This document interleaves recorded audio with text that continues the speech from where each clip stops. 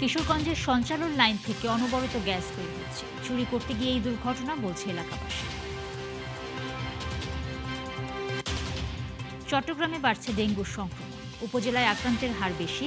পটুয়াখালীতে হাম ছড়িয়েছে প্রত্যন্ত অঞ্চলে। ঝুঁকিপূর্ণ অবস্থায় রয়েছে লক্ষ্মীপুরের মজু চৌধুরীর হাট ফেরিঘাট। নানা অব্যবস্থাপনায় চলছে বিপজ্জনক পারাপার। দীর্ঘ ৮ মাস পর হিলি স্থলবন্দর দিয়ে আবারও কাঁচামরিচ আমদানি শুরু। ৩টি ট্রাকে এসেছে ২১ টন মরিচ। স্বাগত দেশযোগের সাথে আছি নুসরাত জাহান। শুনছিলেন শিরোনাম, এবারে পুরো খবর। সারা দেশে যখন তীব্র গ্যাস সংকট, ঠিক সেই সময়ে কিশোরগঞ্জের কটিয়াদীতে প্রায় ১ মাস ধরে মূল সঞ্চালন লাইন থেকে অনবরত গ্যাস বের হচ্ছে। ব্রহ্মপুত্র নদের তলদেশে এই লাইনের লিকেজের কারণে পানিতে বুদবুদ উঠছে, বাতাসে ছড়িয়ে পড়েছে তীব্র গন্ধ। এলাকার লোকজন আরও জানান, পাইপ থেকে গ্যাস চুরি করতে গিয়েই মূলত এই দুর্ঘটনা। যদিও তিতাস কর্তৃপক্ষ এই অভিযোগ স্বীকার করেনি। সালেক হোসেন রনির তথ্য এবং ছবিতে প্রতিবেদন। নদের পানিতে উঠছে অসংখ্য বুদবুদ, বাতাসে ছড়িয়ে পড়েছে তীব্র গন্ধ। চোখের সামনে অপচয় হচ্ছে জাতীয় সম্পদ। দেশ জুড়ে যখন তীব্র গ্যাস সংকট, কোথাও চুলায় মিলছে না পর্যাপ্ত গ্যাস, সিএনজি স্টেশনে দীর্ঘ লাইন, এমন সময় কিশোরগঞ্জের কটিয়াদী উপজেলার কাজীচর এলাকার ব্রহ্মপুত্র নদের নিচে তিতাস গ্যাসের মূল সঞ্চালন লাইনের লিকেজ দিয়ে অবিরাম বের হচ্ছে গ্যাস। এলাকাবাসীরা জানান, প্রায় ১ মাস ধরেই একই স্থান থেকে গ্যাস বের হওয়ায় আতঙ্কে রয়েছেন তারা। তাদের অভিযোগ, নদীর নিচে এই পাইপলাইন থেকে একটি চুন কারখানায় অবৈধ গ্যাস সংযোগ নেওয়ার চেষ্টা করার সময় এই লিকেজ তৈরি হয়। এই ফ্যাক্টরি যারা করবে উনি একজন জিজ্ঞেস করতেছি, আচ্ছা ভাই ওনাদের আপনাদের প্ল্যানটা কি? পরে বলে যে ভাই আমাদের প্ল্যান তো জানি না, তবে আমি শুনছি বাইরে ভাই ওই জায়গা থেকে গ্যাস নিবে। কাজ করতেছে, গ্যাস বাড়িতেছে ১ মাস ধরে। এটা এই পানি হওয়ার পরে খুঁজ হয়েছে, আর আগে খুঁজ হয়েছে না। দাবি এটা নষ্ট হইতেছে, দেশের সম্পদ যত দ্রুত এটা বন্ধ করতে পারে ততই ভালো। একটা ছিদ্র করে একটা লাইন নিছে, তুরাতে চুরি করছে, করার মধ্যে একটু রং করছে, মানে জ্বালাইটা ভালো একটা ওয়াল দেয়া দিতে পারে নাই, এই জন্য এটা লিক হয়ে গেছে। তবে বিষয়টি অস্বীকার করে তিতাসের জোনাল কার্যালয়ে বিক্রয় ব্যবস্থাপক জানান, গ্যাস লিকেজের কারণে নিরাপত্তার স্বার্থে জেলায় গ্যাস সরবরাহ সীমিত রাখা হয়েছে। এটা আমাদের প্রক্রিয়াধীন আছে, আমরা ডিসি স্যার আমাদেরকে ম্যাজিস্ট্রেট নিয়োগ দিচ্ছে। আমরা লিকেজটা যেহেতু একটু জরুরি ইস্যু, এটা আমরা শেষ করে আমরা বাকি উচ্ছেদ অভিযানে যাবো ইনশাআল্লাহ, আশা করি। আর ভালুকা ডিভিশনের অপারেশন ব্যবস্থাপক জানান, কিভাবে পাইপলাইনের ছিদ্র হলো সেটি তদন্ত করা হচ্ছে। তীব্র স্রোত, পানির চাপ ও মাটি ধসে পড়ায় মেরামত কাজে বিঘ্ন হচ্ছে। এই কাজটা আসলে একটু জটিলতা ধারণ করছে, তবে আমরা চেষ্টা করছি, আমাদের চেষ্টা করে ত্রুটি নাই, আশা করছি খুব তাড়াতাড়ি আমরা মেরামত করতে পারবো। এলাকার মানুষের দাবি, শুধু লিকেজ বন্ধ নয়, এর কারণ উদ্ঘাটন করে জড়িতদের বিরুদ্ধে কঠোর ব্যবস্থা নেওয়া দরকার। শাকিলা শম্পা, ৭১। ১৫ দিনেও দেশের বিভিন্ন এলাকায় গ্যাস সংকট কাটেনি। যানবাহন চলাচল এবং বাসাবাড়িতে রান্নার ভোগান্তি দিন দিন বাড়ছে। ফিলিং স্টেশন মালিকরা তিতাস গ্যাস কর্তৃপক্ষের বরাত দিয়ে বলছেন, চলতি মাসের ৮ থেকে ১০ তারিখের মধ্যে গ্যাস সংকট কমে যাবে। সহকর্মীদের তথ্য এবং ছবিতে বিস্তারিত। নারায়ণগঞ্জের রূপগঞ্জে ঢাকা সিলেট মহাসড়কের ১৬টি ফিলিং স্টেশনের মধ্যে মাত্র ৫টি স্টেশনে সিএনজি গ্যাস মিলছে। ১ মাস যাবত গ্যাসের লাইন পাই না, ২-৩ ঘন্টা ধরে সিরিয়াল বয়ে থাকতে হয়। আমরা ভালো করে টিপ মারতে পারছি না, আমাদের সংসার চালাতে খুবই কষ্ট হচ্ছে। সংসার করতে এক টিপ মারলে আর গ্যাস লইতে আইলে আর টিপ মারুন যায় না। টাইম মতো যাত্রী নিয়ে যাইতে পারতেছি না, তারপরে সিরিয়ালে দীর্ঘক্ষণ বসে থাকা লাগে। ফিলিং স্টেশনের কর্মীরা জানান, তারা তিতাস অফিসের সাথে যোগাযোগ করেছেন। চলতি মাসের ৮ তারিখ থেকেই এই সমস্যা থাকবে না বলে তাদের আশ্বস্ত করা হয়েছে। ১ তারিখের পর থেকে কিছু হওয়ার কথা ছিল, তবে হয়েছে, একটু ডেভেলপ হয়েছে, আর সামনে ৮ তারিখ থেকে এই সমস্যা থাকবে না বলছে। ফেনীতে গ্যাস সংকটে জনজীবন বিপর্যস্ত। গ্যাসের আশায় ঘন্টার পর ঘন্টা ফিলিং স্টেশনে অপেক্ষা করছেন সিএনজি চালকরা। এতে ব্যাহত হচ্ছে যাত্রী পরিবহন, আর্থিক ক্ষতির মুখে পড়েছেন সিএনজি অটোরিকশার চালকরা। একবার ফসল সিয়ে দইয়ে, একবার স্টারলাইন যাইয়ে, একবার দিয়ে যাইয়ে, একবার লাল ফুল যাইয়ে, আমার কোনো দিকে তো গ্যাসটা ঠিক মতো পাওয়া যাবে না। মালিকে জমা দিতে হয়, নিজের ফ্যামিলি চালাইতে হয়, নিজের কষ্ট আছে। আজকে ৪-৫ দিন আমাদের কোনো কিছু নেই। আমাদের কিস্তি আছে, সংসার আছে, ফ্যামিলি আছে, কিভাবে আমরা চলি? ফেনীর 10টি সিএনজি ফিলিং স্টেশন কার্যত অচল। কয়েকটি স্টেশনে সীমিত গ্যাস মিললেও সংকট কাটেনি। জেলায় প্রায় ৩২,০০০ আবাসিক গ্রাহক ও ৪৫০-টিরও বেশি বাণিজ্যিক প্রতিষ্ঠানের অধিকাংশ এখনো গ্যাস সংকটে। মানিকগঞ্জে তীব্র গ্যাস সংকটে শিল্পাঞ্চলে উৎপাদন ব্যাহত হচ্ছে। জেলার 14টি সিএনজি ফিলিং স্টেশনের মধ্যে বেশিরভাগ পাম্পেই গ্যাস নেই। ওর 4 বছর দিকে গ্যাসের নিকে এত যে যানজট গ্যাসই তো পাওয়া যায় না। যেটুকু কামাই ওটুকু আমাকে দিন চলা খুব কষ্ট দিতেছে গ্যাসের কারণে। কারণ আমাদের তো নিজের গাড়ি না, ভাড়ার গাড়ি। দিন গেলে ভাড়া দিতেই হবে। ভাড়া দিয়ে টিয়া দেখা যায় লাস্টে সময়তে কিছু নিয়ে যায়, সময়তে নাই। আপনার প্রেশার কমে যাচ্ছে, আবার আমরা উঠাচ্ছি প্রেশার, আবার দিচ্ছি গ্যাস। এই পরিস্থিতি চলতেছে। পেট্রোবাংলার তথ্য অনুযায়ী দেশে দৈনিক প্রায় 380 কোটি ঘনফুট গ্যাসের চাহিদা রয়েছে। গত 22 জুলাই থেকে সরবরাহ কমে 215 কোটি ঘনফুটের নিচে নেমেছে। পিন্টু হাজং, 71। ঢাকা ঈশ্বরদী রেল সড়কে সিরাজগঞ্জের শহীদ এম মনসুর আলী স্টেশনে ট্রেনের বগি লাইনচ্যুত হওয়ায় রাজধানী ঢাকার সঙ্গে উত্তরবঙ্গের রেল যোগাযোগ বন্ধ রয়েছে। এতে বিভিন্ন স্টেশনে একাধিক যাত্রীবাহী ট্রেন আটকা পড়েছে। সিরাজগঞ্জ রেলওয়ে পুলিশের ভারপ্রাপ্ত কর্মকর্তা জানান, মঙ্গলবার সকাল 10:55 রাজশাহী থেকে ঢাকাগামী সিল্ক সিটি এক্সপ্রেস ট্রেনটি শহীদ এম মনসুর আলী রেল স্টেশনে পৌঁছালে একটি বগি লাইনচ্যুত হয়। এতে ঢাকার সঙ্গে উত্তর এবং দক্ষিণাঞ্চলের রেল যোগাযোগ সাময়িকভাবে বন্ধ হয়ে যায়। এরই মধ্যে বিভিন্ন স্টেশনে বেশ কয়েকটি যাত্রীবাহী ট্রেন আটকে পড়েছে। লাইনচ্যুত বগিটি উদ্ধার অভিযান শেষ হলে ধাপে ধাপে ট্রেন চলাচল স্বাভাবিক হবে বলে জানিয়েছে রেল কর্তৃপক্ষ।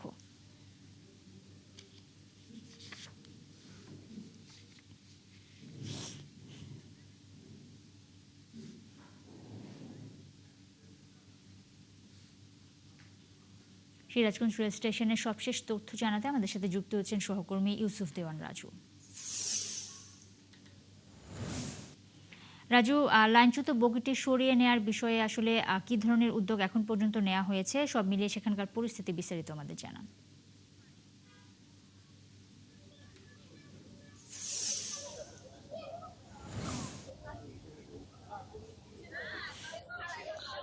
নুসরাত, এখন পর্যন্ত যে সর্বশেষ ট্রেন লাইনচ্যুতির ঘটনা, সেটা কিন্তু বেলা 2:40 এই লাইনচ্যুত ট্রেনটি সরানোর জন্য যে বগিটা রিলিফ ট্রেন, সেটা এসে উদ্ধার কাজ শুরু করে। ইতিমধ্যেই উদ্ধার কাজ শেষ করে কিন্তু ট্রেনটি কিন্তু কামারখন্দে রেল স্টেশনে নিয়ে যাওয়া হয়েছে। এই ট্রেনটি নিয়ে যাওয়ার পরে যে রেল লাইনের যে ক্ষত স্থানগুলো, সেটা কিন্তু রেলওয়ের কর্তৃপক্ষ এসে পরিদর্শন করছেন এবং কোনো ক্ষত স্থান রয়েছে কিনা সেটা এখন পরিদর্শন করা হচ্ছে। আশা করা যায় যে 4 ঘন্টা অতিবাহিত হয়েছে, আর আধা ঘন্টা বা 1 ঘন্টার মধ্যে কিন্তু ট্রেন চলাচল স্বাভাবিক হবে। তবে এই ট্রেন ত্রুটির ঘটনার মধ্যে দিয়ে এই উত্তরাঞ্চলের যে ট্রেন, ঢাকার সঙ্গে ট্রেন যোগাযোগ, সেটা কিন্তু বিচ্ছিন্ন হয়ে পড়ে, ফলে হাজার হাজার কিন্তু যাত্রী এই ভোগান্তির মধ্যে পড়ে। এখন পর্যন্ত যমুনা সেতু পশ্চিম পারে 5টা ট্রেন এবং কামারখন্দে রেল স্টেশনে কিন্তু একটা ট্রেন অপেক্ষমান রয়েছে। তবে রেল বিভাগের জিএম ফরিদ আহমেদ আমাদেরকে জানিয়েছেন যে তারা তাদের সাধ্য অনুযায়ী কাজ শুরু করেছেন। আশা করা যায় যে 5টার মধ্যে তারা কাজটি সম্পন্ন করতে পারবেন এবং ট্রেন চলাচল স্বাভাবিক ভাবে চলাচল শুরু হবে বলেই উনি আমাদেরকে জানিয়েছেন। তবে ইতিমধ্যে এই ট্রেন দুর্ঘটনা লাইনচ্যুতির ঘটনায় 5 সদস্য বিশিষ্ট একটি তদন্ত কমিটি করা হয়েছে। এটা 7 কার্য দিবসের মধ্যে তদন্ত প্রতিবেদন জমা দেওয়ার জন্য বলা হয়েছে। এই তদন্ত প্রতিবেদন জমা দেওয়ার ফলের মধ্যে দিয়ে কিন্তু প্রমাণ হবে যে আসলে কি কারণে এই ট্রেনটা লাইনচ্যুত হয়েছে। তবে এই অঞ্চলের মানুষ যারা ভোগান্তিতে পড়েছিল, তাদের একটা দাবি যে দীর্ঘদিন এই উত্তরাঞ্চলে রেল সংযোগে কিন্তু বিড়ম্বনায় তারা পড়তে হয়। কোনো ঘটনা ঘটলে এই বিড়ম্বনার শিকার হচ্ছেন। তারা চাচ্ছেন যে দ্রুত সময়ে এই ট্রেনের লাইনটা ডাবল লেনে উন্নত করারও দাবি জানিয়েছেন। এই ছিল সিরাজগঞ্জের রেল দুর্ঘটনার সর্বশেষ। নুসরাত, রাজু, অনেক ধন্যবাদ আপনাকে। দর্শক, সিরাজগঞ্জ রেল স্টেশনের সবশেষ তথ্য আমাদের জানাচ্ছিলেন সহকর্মী ইউসুফ দেওয়ান রাজু। দর্শক, কিছুক্ষণ আগেই জানাচ্ছিলাম কিশোরগঞ্জে ব্রহ্মপুত্র নদের তলদেশে তিতাস গ্যাসের সঞ্চালন লাইনের লিকেজ থেকে প্রায় 1 মাস ধরে অবিরাম গ্যাস বের হচ্ছে। সেখানকার সবশেষ খবর জানাতে আমাদের সাথে যুক্ত হচ্ছেন সহকর্মী সালেক হোসেন রনি।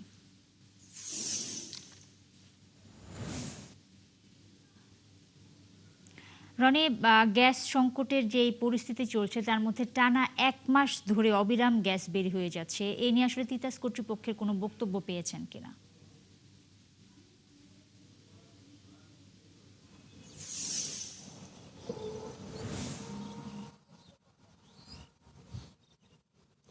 নুসরাত, সারা দেশে যখন গ্যাসের সংকট চলছে, কিশোরগঞ্জেও তাই চলছিল, কিন্তু কিশোরগঞ্জের কটিয়াদী উপজেলার আড়িয়ালখা নদীর তলদেশ দিয়ে নরসিংদী থেকে কিশোরগঞ্জের যে মূল সঞ্চালন পাইপটি ছিল সেই পাইপে লিকেজ ধরা পড়েছে। প্রায় 1 মাসের উপর থেকে কিন্তু এখানে গ্যাস আকাশে বাতাসে বেরিয়ে বেড়াচ্ছে এবং এখানে তিতাস গ্যাস কর্তৃপক্ষ যেটা জানিয়েছে যে এখানে কোনো দুর্বৃত্তায়ন হয়েছে, কোনো ব্যক্তি বা কে বা কারা এখানে আপনার এই ছিদ্র করে এখানে পাশে একটি চুন ফ্যাক্টরি আছে, সেই চুন ফ্যাক্টরিতে লাইন নেওয়ার চেষ্টা করেছিল, এরকম একটি তারা আভাস পেয়েছে। এবং তিতাস গ্যাস যেটি জানিয়েছে যে এই তীব্র সংকটের মধ্য দিয়ে এখানে যখন নদীর পানি বেড়ে যায় তখন এই ছিদ্রটি যখন ধরা পড়ে তখন কিন্তু বুদবুদ করে পানি উদ্গীরণ হচ্ছিল এবং সেখানে যখন তিতাস গ্যাসের কর্তৃপক্ষ জানতে পারলো যে এখানে একটি ছিদ্র ধরা পড়েছে, সেই ছিদ্র আজকে প্রায় 4-5 দিন ধরে কিন্তু তারা এখানে এই ছিদ্রটি বন্ধ করার জন্য কাজ শুরু করে দিয়েছে এবং ইতিমধ্যে আজ থেকে এবং আগামী 2 দিন কিশোরগঞ্জে গ্যাস সরবরাহ বন্ধ থাকবে। তারা বলছে যে বন্ধ থাকবে না, সেটা থাকবে চাপ কম থাকবে, কিন্তু আমরা যেটা দেখেছি যে বিভিন্ন স্টেশনগুলোতে এবং বাসাবাড়িতে গ্যাস সংযোগ কিন্তু চাপ তো নেই বলা চলে, একদম বন্ধই বলা চলে। এবং কোথাও কোথাও এখানকার এই গ্যাসের প্রভাবের কারণে যাত্রীরা কিন্তু বেশি ভাড়া দিয়েও কিন্তু সিএনজির ভাড়া গুনতে হচ্ছে এবং সেই সাথে বাসাবাড়ির যারা রয়েছে তারা খুবই বিপাকে পড়েছে। এই তিতাস গ্যাসের তারা খুব হন্তদন্ত হয়ে এখন অবশ্য কাজ করছে। এখন কিছুটা সম্ভাবনা দেখছে যে এখানে আর 2টা দিন সময় লাগতে পারে, সেজন্য কিন্তু গ্যাস সরবরাহের চাপ এখানে কম রয়েছে এবং সেই সাথে কিশোরগঞ্জের বাসাবাড়িতে বিপাকে পড়েছেন এখানকার হোটেল রেস্তোরাঁ যারা গ্যাসের উপর নির্ভরশীল, তারাও কিন্তু এখানে অত্যন্ত বিপাকেই পড়েছে এবং এখানকার বাসিন্দারা স্বাভাবিক জীবনযাপন হচ্ছে। নুসরাত। রনি, অনেক ধন্যবাদ আপনাকে। দর্শক, কিশোরগঞ্জ থেকে যুক্ত হয়েছিলেন সহকর্মী সালেক হোসেন রনি। ফেনীর মহিপালে 2024 সালের 4 আগস্ট বৈষম্য বিরোধী ছাত্র জনতার আন্দোলনে হামলা এবং গুলিতে নিহত হন 7 জন, আহত 4 শতাধিক। 2 বছর পেরোলেও অধিকাংশ প্রভাবশালী আসামি পলাতক এবং হামলায় ব্যবহৃত অস্ত্র উদ্ধার হয়নি বলে অভিযোগ ভুক্তভোগীদের। যদিও পুলিশ বলছে তদন্ত শেষে একাধিক মামলার চার্জশিট দেওয়া হয়েছে এবং 2টি হত্যা মামলার বিচারও শুরু হয়েছে। সিদ্দিক আল মামুনের তথ্য এবং ছবিতে বিস্তারিত।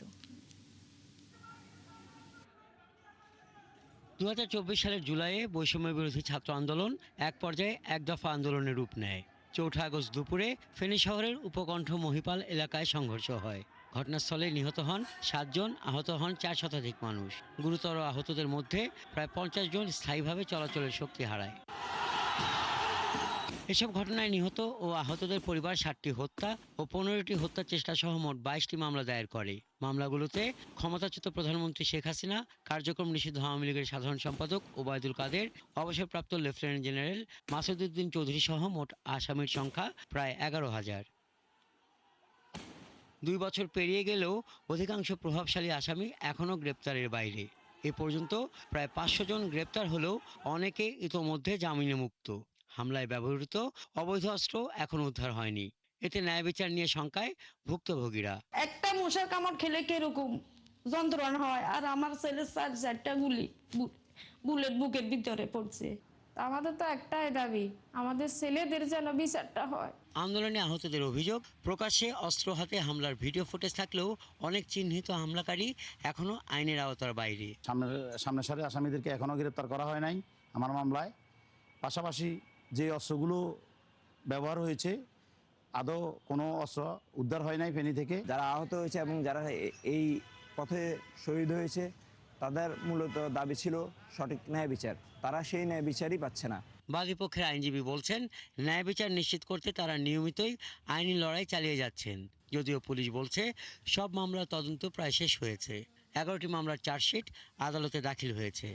2টি হত্যা মামলার বিচারও শুরু হয়েছে। যারা এই দেশে আইনের শাসন, মানুষের ভোটাধিকার আদায়ের জন্য শহীদ হয়েছেন, সেই সকল শহীদ পরিবার যাতে ন্যায় বিচার, অতি দ্রুত ন্যায় বিচার পায়। প্রত্যেকটা মামলা সর্বোচ্চভাবে যারা জড়িত ছিল তাদেরকে আইনের আওতায় আনার জন্য তাদেরকে অভিযোগপত্রে, যারা দোষী ছিল তাদেরকে অভিযোগপত্রে আনা হচ্ছে। ভুক্তভোগী পরিবারের দাবি, ভিডিও ফুটেজ বিশ্লেষণ করলে প্রকৃত হামলাকারীদের সহজেই শনাক্ত করা সম্ভব। হাসান আহমেদ, ৭১। জুলাই বিপ্লবের দ্বিতীয় বর্ষপূর্তিতে চট্টগ্রাম নগরীতে ব্যতিক্রমধর্মী রিকশা র্যালি করেছে জাতীয় নাগরিক পার্টির চট্টগ্রাম মহানগর শাখা। সকালে নগরের 16 শহর এলাকায় বিপ্লব উদ্যানে আয়োজিত সমাবেশে বক্তৃতা করেন দলের মহানগর শাখার নেতারা। বক্তারা বলেন, জুলাই আন্দোলনের মধ্য দিয়ে যে বৈষম্যহীন এবং জবাবদিহিমূলক বাংলাদেশের স্বপ্ন দেখা হয়েছিল তা বাস্তবায়িত হয়নি। দেশে চাঁদাবাজি, দখলদারিত্ব, তেল এবং গ্যাস সংকট সহ নানা সমস্যা বেড়েছে। সমাবেশ শেষে বিপ্লব উদ্যান থেকে শুরু হওয়া রিকশা র্যালিটি প্রবর্তক মোড়, পাঁচলাইশ এবং বহদ্দরহাট এলাকা প্রদক্ষিণ করে।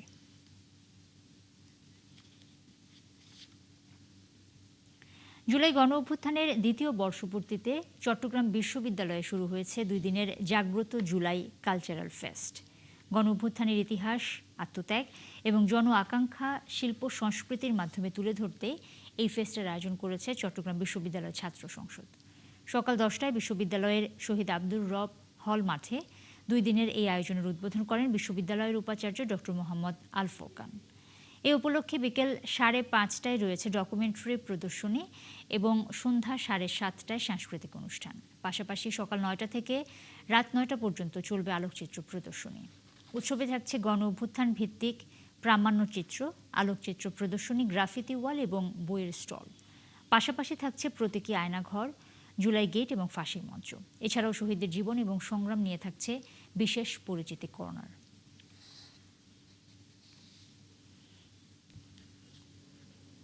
দর্শক, চট্টগ্রামের জঙ্গল সলিমপুরের আইনশৃঙ্খলা পরিস্থিতি দেখতে ছিন্নমূল এবং আলীনগর এলাকা পরিদর্শন করছেন Chittagong range DIG.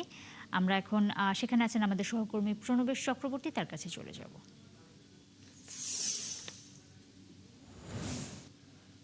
Pranabesh, Chittagong range DIG সেই অঞ্চল পরিদর্শন করছেন, কি বললেন সেখানের আইনশৃঙ্খলা পরিস্থিতি এখন কেমন এবং সব মিলিয়ে বিস্তারিত যদি বলেন সেখানকার অবস্থা।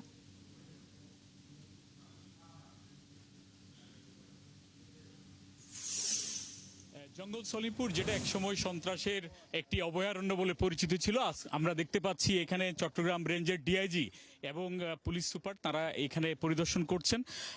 মূলত এখানকার আইন শৃঙ্খলা পরিস্থিতি দেখা এবং এখানকার দুটি এলাকা, একটা হচ্ছে ছিন্নমূল আর একটি আলীনগর, এই দুটো এলাকা খুবই জায়গা দুর্গম বলা চলে, কারণ এখানের যোগাযোগ পরিস্থিতি যেটা সেটা আসলে খুব একটা ভালো পরিস্থিতি নয়।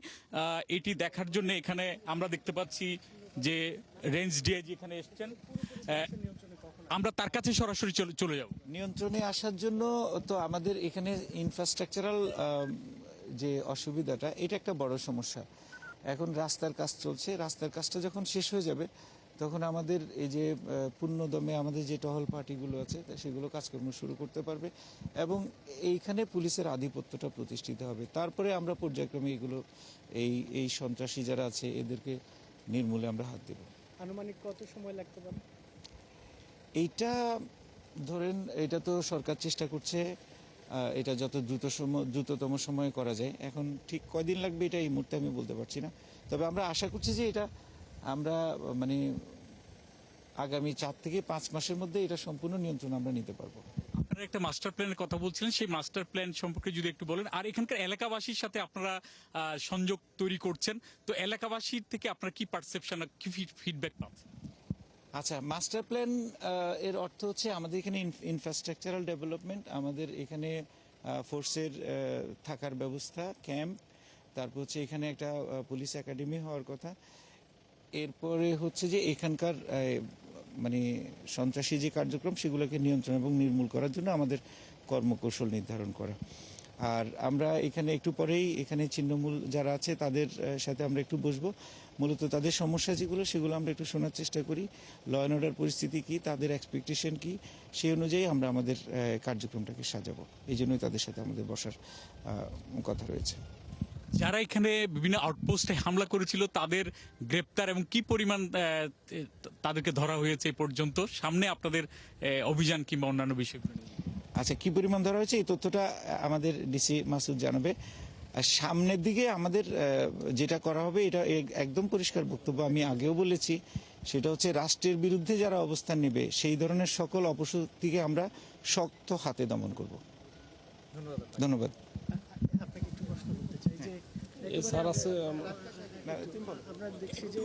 কি পরিমাণ সন্ত্রাসী বা যারা এই আউটপোস্টে হামলা করেছিল ধরা হয়েছে?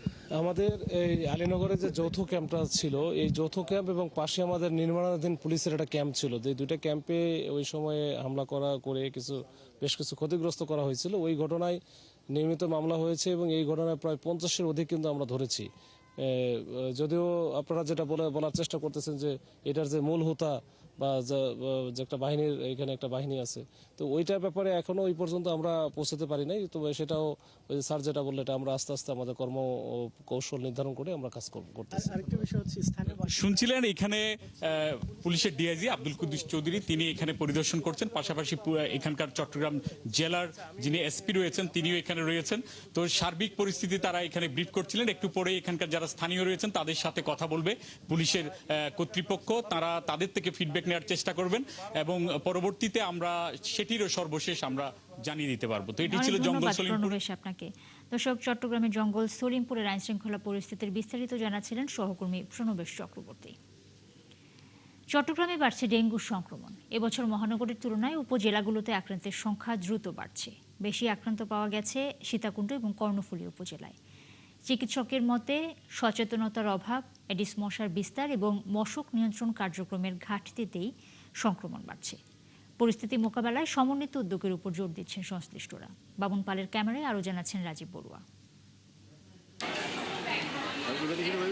চট্টগ্রামের সাতকানিয়া উপজেলার বাসিন্দা মালেকা বেগম শারীরিক নানা জটিলতা নিয়ে হাসপাতালে ভর্তি হন। পরীক্ষায় তার ডেঙ্গু শনাক্ত হয়। হঠাৎ করেই অবস্থার অবনতি হওয়ায় উদ্বেগ বেড়েছে স্বজনদের। বৃহস্পতিবার থেকে জ্বরে ভুগতেছিল, বিভিন্ন রকম উপসর্গ দেখা যাচ্ছিল। এরপরে পরীক্ষা করার পর গতকালকে ডেঙ্গু পজিটিভ আসে আর কি। এরপরে মেডিসিন ওয়ার্ডে আসছিলাম আজকে ভর্তি হওয়ার জন্য, ওখান থেকে এখানে রেফার করছে। মালেকা বেগমের মতো জ্বর, শরীর ব্যথার মতো উপসর্গ নিয়ে প্রতিদিনই হাসপাতালে আসছেন ডেঙ্গু আক্রান্ত রোগীরা। 7 দিন বাড়িতে প্রাথমিক চিকিৎসা চলছিল। চলার পর যখন একদিন পায়খানা রাস্তা দিয়ে রক্ত দেখলাম, তখন আর থাকতে পারিনি। তখন আমি তাড়াতাড়ি করে মেডিকেল ভর্তি হলাম। বুকে ব্যথা হচ্ছিল, পেট ধরে যাচ্ছিল কাশির সময়, গলা ব্যথাও আছে, প্রস্রাবের সমস্যা হচ্ছিল এবং লাস্টে যেটা বললেন ডাক্তাররা যে ওর যে লিভারের হয়তো বা একটা আক্রমণের পর্যায়ে আছে। চট্টগ্রাম মেডিকেল কলেজ হাসপাতালের ডেঙ্গু ওয়ার্ডেও বাড়ছে রোগীর চাপ। হাসপাতালের পরিচালক জানিয়েছে, ভর্তি থাকা রোগীদের প্রায় 70% বিভিন্ন উপজেলা থেকে এসেছেন। উপজেলা থেকে যে রোগীগুলো আমাদের এখানে ভর্তি হচ্ছে, এগুলো হয়তো কমপ্লিকেটেড মানে হচ্ছে ওরকম, মনে করেন ওরকম মানে যেগুলো ওয়ার্নিং সাইন, ওয়ার্নিং সাইন, এগুলো কারো মনে করেন আপনার ব্লাড প্রেশার কমে যাচ্ছে, কারো পালস বেড়ে যাচ্ছে, এই টাইপের রোগীগুলো আমাদের হাসপাতালে এখানে আসতেছে। চিকিৎসকরা বলছেন, এবার শুধু জ্বর নয়, অনেক রোগী গুরুতর শারীরিক দুর্বলতা, পেট ব্যথা, কাশি ও ডায়রিয়ার মতো উপসর্গ নিয়েও হাসপাতালে আসছেন। যদি দেখা যায় ওনার অনেক বেশি পেটে ব্যথা, বমি, ওনার প্রেশারটা কমে যাচ্ছে, তারপর বিভিন্ন জায়গায় তার ব্লিডিং হচ্ছে, পার্টিকুলারলি তার নাক দিয়ে, তারপর মারি দিয়ে, এই ধরনের যদি হয়, এগুলো কিন্তু অ্যালার্মিং সাইন। স্বাস্থ্য বিভাগের কর্মকর্তারা বলছেন, এখন গ্রামাঞ্চলেও দ্রুত ছড়িয়ে পড়ছে ডেঙ্গু। তাই নগর ও উপজেলা দুই জায়গাতেই একযোগে মশক নিয়ন্ত্রণ কার্যক্রম জোরদার করতে হবে। আমরা সতর্ক আছি, গ্রাম পর্যায়ে সব ধরনের পরিষ্কার পরিচ্ছন্ন অভিযান চলমান আছে। ডেঙ্গু রোগের জন্য আমাদের সব ধরনের ওষুধ নার্ভাসিটি শুরু করে হাসপাতালে নির্দিষ্ট করে বেড রাখা হয়েছে। একসময় ডেঙ্গুকে শহর কেন্দ্রিক রোগ হিসেবে দেখা হলেও এখন তা প্রত্যন্ত এলাকাতেও ছড়িয়ে পড়েছে। বিশেষজ্ঞরা বলছেন, সচেতনতা ও সমন্বিত উদ্যোগ ছাড়া এই পরিস্থিতি মোকাবেলা করা সম্ভব নয়। রাজীব বড়ুয়া, ৭১, চট্টগ্রাম। ঝুঁকিপূর্ণ অবস্থায় রয়েছে দক্ষিণাঞ্চলের গুরুত্বপূর্ণ নৌপথ লক্ষ্মীপুরের মজু চৌধুরীর হাট ফেরিঘাট। নানা অব্যবস্থাপনার কারণে ঝুঁকি নিয়ে চলছে যাত্রী পারাপার। সামান্য বৃষ্টিতেই ঘাটের ঢালু প্রবেশপথ বা র্যাম্পে অবৈধ বালু, মাহালের বালু এবং কাঁদা ছড়িয়ে পড়ে, যে কারণে ঝুঁকি নিয়ে চলাচল করছে যাত্রীরা। এরই মধ্যে জোয়ারের পানিতে র্যাম্পটি ডুবে গেছে। তবে জেলা প্রশাসক বলছে, যেখানে কোনো বালুমহাল ইজারা দেয়া হয়নি। আতোয়ারের মনিরের তথ্য এবং ছবিতে প্রতিবেদন। লক্ষ্মীপুরের মজু চৌধুরীর হাট ফেরিঘাট দক্ষিণাঞ্চলের অন্যতম ব্যস্ত এই নৌ রুটে প্রতিদিন চলাচল করে হাজারো যাত্রী ও যানবাহন। কিন্তু সামান্য বৃষ্টিতেই ঘাটের ঢালু প্রবেশপথ বালু আর কাদায় চলাচলের অনুপযোগী হয়ে পড়েছে। এতে ফেরিতে যানবাহন ওঠানামা ব্যাহত হচ্ছে, সৃষ্টি হচ্ছে দীর্ঘ যানজট। এলাকার মানুষের অভিযোগ, ঘাট সংলগ্ন বালুমহাল থেকে বালু ও কাদা ছড়িয়ে পড়ে বৃষ্টিতে যানবাহন চলাচল ঝুঁকিপূর্ণ করে তুলেছে। ফেরিতে উঠতে গিয়ে পা পিছলে আহত হচ্ছেন বহু যাত্রী। পানি নেমে যায়, ঘাটতি হয়ে গেছে, ফেরি আসলে ফেরিতে উঠতে পারতেছি না, নানান ধরনের সমস্যা। পর্যাপ্ত বালু দেখে রাস্তায় গাড়ি নিয়ে আসা যাচ্ছে না, গাড়ি নিয়ে স্লিপ করে এই মতো এখন একটা চট্টগ্রামে গাড়ি ভরিয়ে দিছি। ঘাটটা খুব ডেবে যাইতেছে, তো আমরা বালুর এলাকায় অনেকবার বলা হয়েছে কিন্তু কেউ কথা শুনতেছে না। এছাড়া ফেরির র্যাম্পটি জোয়ারের পানিতে তলিয়ে যাচ্ছে, এতে ভারী যানবাহন ওঠানামার সময় দুলে উঠছে র্যাম্পটি। বৃষ্টির কারণে আইসা মাঠে অনেকগুলো বালু জমা হয়ে যায়, বৃষ্টি হলে কাদা হয়ে যায়, গাড়িগুলো উঠতে পারে না। প্রশাসনের টাকা খাওয়ায় এরা অতিরিক্ত, এই যে ঘাটটা অনেক ডাইবে গেছে। পরিবেশ অধিদপ্তরের দাবি, সড়কের পাশে এভাবে বালু সংরক্ষণ পরিবেশের জন্য ক্ষতিকর হলেও ঘাট জেলা প্রশাসনের আওতায় হওয়ায় তারা সরাসরি ব্যবস্থা নিতে পারছে না। এটা মূলত জেলা প্রশাসনের সাথে, বালি মহল বালির ব্যবসা এটা মূলত জেলা প্রশাসনের সাথে, শুধু বায়ু দূষণের জন্য আমরা তাদেরকে নির্দেশনা দিতে পারি। জেলা প্রশাসক জানিয়েছেন, সেখানে কোনো বালু মহাল ইজারা দেওয়া হয়নি। অবৈধ বালু মহালের অভিযোগ পাওয়া গেলে আইনি ব্যবস্থা নেওয়া হবে। মোবাইল কোড বিবেচনা করে তাদের যে বিধি বহির্ভূতভাবে যদি কেউ পরিবহন করে থাকে বা লাইসেন্স ছাড়া যদি ট্রাকে মালামাল বহন করে থাকে, সেক্ষেত্রে জরিমানা করা হয়েছে এবং এই অভিযানটা অব্যাহত থাকবে। ঘাটের যাত্রীরা জানান, দ্রুত র্যাম্প ও ঘাটের সড়ক মেরামত এবং অপরিকল্পিত বালু ব্যবসা নিয়ন্ত্রণে ব্যবস্থা না নিলে বড় ধরনের দুর্ঘটনার শঙ্কা রয়েছে। বনশ্রী হালদার, ৭১। গাইবান্ধার সাদুল্লাপুরের সালাইপুর গ্রামে প্রায় ৫০০ মিটার এলাকা ঘাঘট নদীর ভাঙনের কবলে পড়েছে। এতে আতঙ্কে দিন কাটাচ্ছেন নদী তীরের অর্ধশত পরিবার। ভুক্তভোগীরা বলছেন, এরই মধ্যে অনেকের ঘরবাড়ি এবং ফসলি জমি নদীতে বিলীন হয়ে গেছে। তারা এখন গুচ্ছ গ্রাম সহ অন্যান্য জায়গায় আশ্রয় নিতে মানবেতর দিন পার করছেন। তোফায়েল হোসেন জাকির তথ্য এবং ছবিতে প্রতিবেদন। গত ২ বছরে ঘাঘট নদীর ভাঙনে বিলীন হয়ে গেছে গাইবান্ধার সাদুল্লাপুরের বহু ঘরবাড়ি, ফসলি জমি, বাঁধ ও কবরস্থান। আবারও ভাঙন শুরু হয়, চরম অনিশ্চয়তায় দিন কাটাচ্ছে নদী পাড়ের অর্ধশত পরিবার। বাসিন্দারা বলছেন, বর্ষা মৌসুমে নদীর পানি বেড়ে ও প্রবল স্রোতের কারণে অনেক পরিবার বসতভিটা হারিয়েছেন। নিঃস্ব হয়ে কেউ আশ্রয় নিয়েছেন আত্মীয় স্বজনের বাড়িতে, কেউ বা চলে গেছেন অনেক দূরে। আবাদি জমি নদীতে বিলীন হয়, চলতি মৌসুমের ফসল উৎপাদন নিয়েও দেখা দিয়েছে অনিশ্চয়তা। যতগুলো বাড়ি ছিল, জমিন ছিল, সব জমিনে শেষ হয়ে গেছে।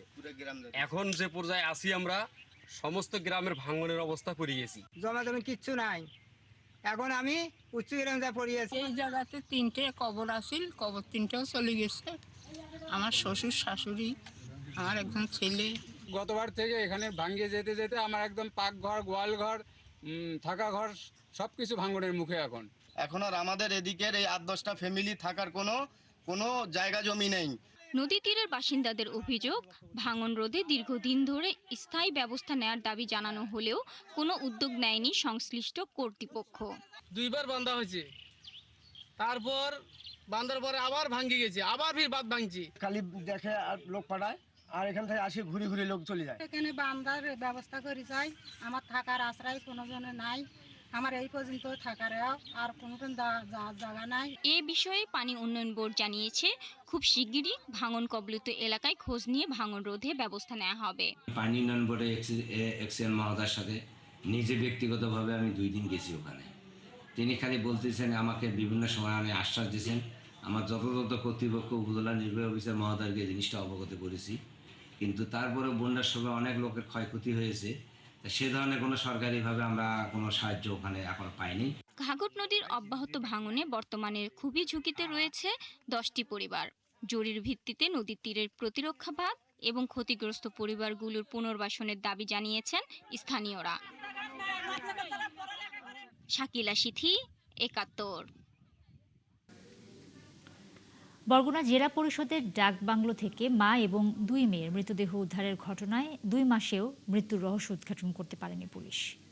এ ঘটনায় মামলা হলেও এখন পর্যন্ত কাউকে গ্রেপ্তার করা যায়নি। এদিকে ইতি রানীর জেলা পরিষদে কাজের বৈধতা নিয়েও প্রশ্ন উঠেছে। সাগর আকনের তথ্য এবং ছবিতে প্রতিবেদন।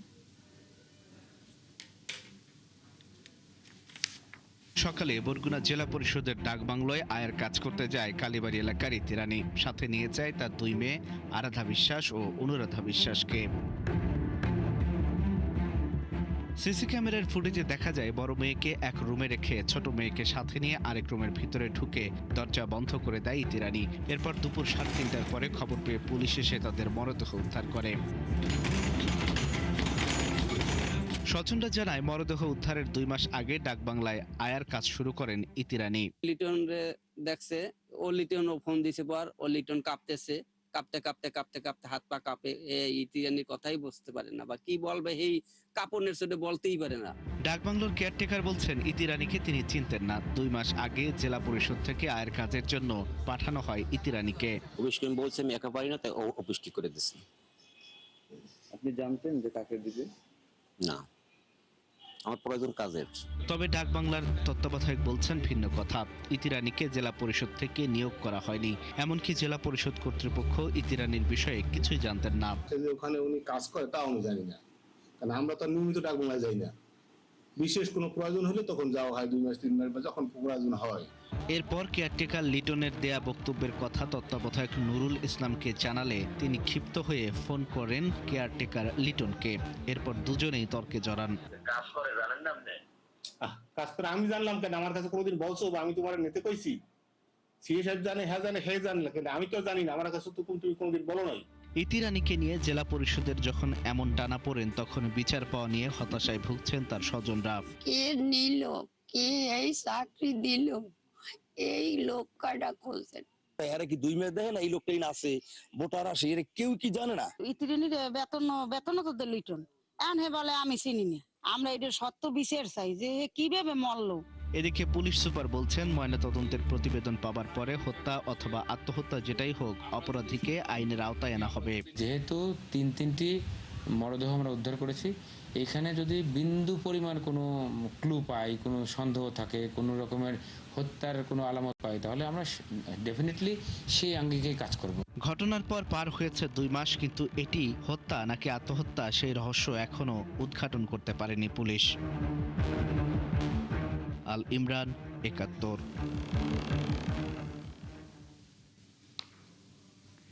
চট্টগ্রামের বাঁশখালীতে মাদ্রাসা শিক্ষার্থী ধর্ষণের মামলায় প্রধান আসামি মোহাম্মদ রমিজ উদ্দিনকে গ্রেপ্তার করেছে র্যাব 7-এর সদস্যরা। র্যাব 7-এর সহকারী পরিচালক ARM মোজাফর হোসেন জানান, আনোয়ারা থানার বৈরাগ এলাকা থেকে পলাতক আসামি রমিজকে গ্রেপ্তার করা হয়। এর আগে দারুন্নুসা খাইরিয়া মাদ্রাসা এবং এতিমখানায় ভর্তির পর থেকে 8 বছর বয়সী ওই শিক্ষার্থীকে ভয়ভীতি দেখিয়ে একাধিকবার ধর্ষণ করে প্রধান শিক্ষক রমিজ উদ্দিন। গত 23শে জুলাই মাদ্রাসার ছুটির সুযোগে শিশুটি বাড়ি ফিরে তার মাকে জানায়। এরপরই 29 জুলাই বাঁশখালী থানায় ধর্ষণ মামলা করে শিশুর বাবা। গোপালগঞ্জের কাশিয়ানীতে খুলনা থেকে ঢাকাগামী জাহানাবাদ এক্সপ্রেস ট্রেনে টাকার বিনিময়ে টিকিটবিহীন যাত্রী বহন এবং অনিয়মের ছবি তোলার সময় 71 টেলিভিশনের সাংবাদিককে বাধা দেওয়ার অভিযোগে 3 রেলকর্মীকে সাময়িক বরখাস্ত করেছে রেলওয়ে কর্তৃপক্ষ। পাকশি বিভাগীয় রেলওয়ে ব্যবস্থাপক লিয়াকত শরীফ খান টেলিফোনে জানান, সোমবার 71 টেলিভিশনে প্রচারিত রেলকর্মীদের অনিয়মের খবর রেল কর্তৃপক্ষের নজরে আসে। পরে প্রাথমিক তদন্ত এবং প্রচারিত ছবি দেখে 3 রেলকর্মীকে সাময়িক বরখাস্ত করা হয়।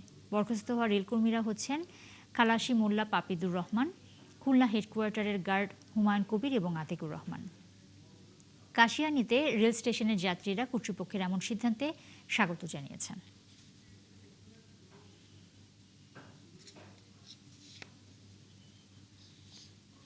সবাই কি স্টপ যারা বসা, তাহলে তাদেরকে এখানে ওঠার আইন আছে? না, সম্পূর্ণভাবে অবৈধ এবং অন্যায়।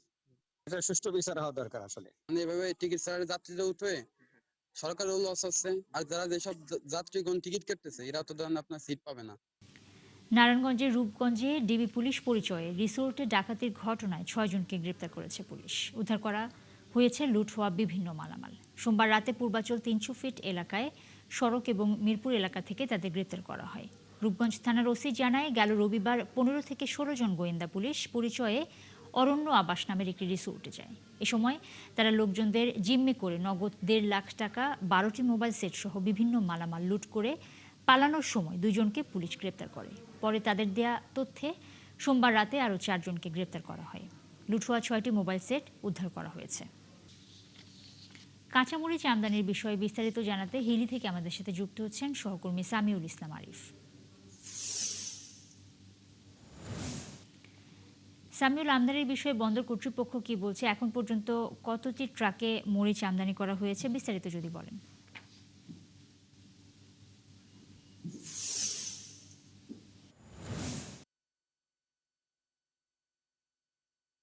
নুসরাত, ধন্যবাদ আপনাকে। আজকে হিলি স্থল বন্দর দিয়ে কাঁচামরিচ আমদানি অব্যাহত রয়েছে। এখন পর্যন্ত হিলি স্থল বন্দর দিয়ে 60 ট্রাকে 46 মেট্রিক টন কাঁচামরিচ আমদানি হয়েছে। তবে আমি নুসরাত আপনাকে যদি আরেকটি বিষয় জানিয়ে রাখি যে গত কালকে থেকে আজকে 16 জন আমদানিকারক 9200 মেট্রিক টন কাঁচামরিচ আমদানির আবার নতুন করে অনুমোদন পেয়েছে। তবে আমি আপনাকে যদি একটি বিষয় জানিয়ে রাখি যে আসলে দেশের বাজার কাঁচামরিচের দাম ঊর্ধ্বগতি হয়, কিন্তু সরকারের পক্ষ থেকে আমদানি অনুমতি দেয়। এরপর থেকে গতকালকে থেকে হিলি স্থল বন্দর দিয়ে কিন্তু কাঁচামরিচ আমদানি শুরু হয়। আমদানি শুরু হওয়ার পর থেকে গতকালকে থেকে আজকে একদিনের ব্যবধানে কেজিতে কিন্তু 100 থেকে 90 টাকা দাম কমে গেছে। গতকালকে যে কাঁচামরিচ বিক্রি হয়েছিল 240 টাকা কেজি দরে, সেই কাঁচামরিচ কিন্তু আজকে খুচরা বাজারে আমি যেটা দেখতে পেলাম 150 টাকা বিক্রি হয়েছিল। তো আমদানি অব্যাহত থাকলে দাম আরো কমে যাবে, এমনটি আমদানিকারক বলছেন। এই ছিল হিলি স্থল বন্দর থেকে সর্বশেষ পরিস্থিতি। সামিউল, ধন্যবাদ আপনাকে। দর্শক, হিলি স্থলবন্দর থেকে যুক্ত হয়েছিলেন সহকর্মী সামিউল ইসলাম আরিফ। দর্শক, চলছে দেশযোগ সরাসরি সংবাদ অনুষ্ঠান দেখতে চোখ রাখুন 71-এর ফেসবুক পেজে এবং সাবস্ক্রাইব করুন 71-এর ইউটিউব চ্যানেলে। সাথেই থাকুন 71।